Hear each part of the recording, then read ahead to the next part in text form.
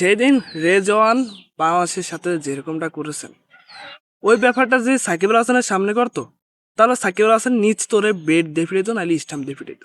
2024 সালে এই over acting করছে দেখে সাকিব আল হাসান বল ঘুরিয়ে মারছে মাথা ভাসায়। সাকিব আল হাসান দ্বারা ওভার অ্যাক্টিং চলে না। এরে যাওন সেদিনও ওভার অ্যাক্টিং করতে গিয়ে লিটনের দ্বারাই ধরা খেয়েছেন এবং লিটন বলছে যে এই ম্যাচটা হারলে তোমার কাছ থেকে 50 রুপি কেটে দেওয়া হবে। লিটন দাস এরকম চ্যালেঞ্জিং করেছেন তোমার সাথে। এই লিটন দাস এখন পাকিস্তানের দর্শকের কাছে অবহেলিত এবং টোলের শিকার হয়ে গেছে। এই অ্যাক্টিংয়ের কারণে রেজওয়ানকে ওয়াস্কার দেওয়া দরকার 2026 সালের, এবং সব সময় টেস্টের ওয়াস্কার দেওয়া দরকার এই অভিনয়ের জন্য। সেদিন দেখেন তাইজুলে ইজি বল করতেছে, সে অন্যদিকে তাকিয়ে দিয়েছে। এরকমটাও সাকিব আল হাসানের সামনে করেছেন তাদের মাটিতে রাওয়ালপিন্ডিতে। সাকিব আল হাসান একেবারে বল ঘুরে মারছেন। সাকিব আল হাসান দ্বারা এগুলো মানে গ্রহণযোগ্য নয়।